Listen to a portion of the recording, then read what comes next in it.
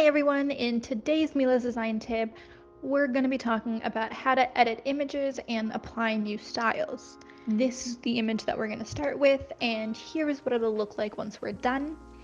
Once you know the image that you want to work with, to get started, just click on that paintbrush icon for the styles, and as you can see, we now have 3 tabs: filters, shadows, and frames, and we're going to go ahead and get started with the filters. Once you find one that you like, you can go to advanced settings and make some additional adjustments there.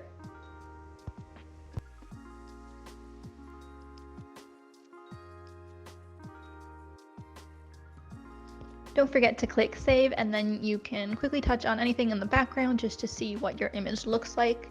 Whenever you're ready, go back to that paintbrush icon and this time click on the frames tab. As you can see, we have a ton of really cool new options. Here's one that I really like because I think it stands out and works well on this background, so I'm going to stick with it.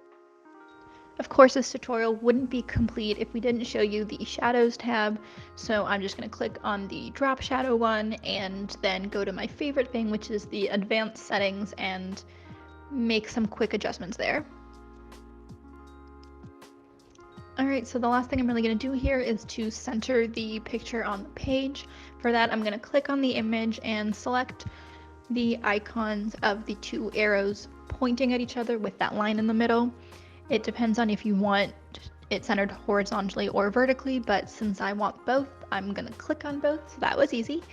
And that's it.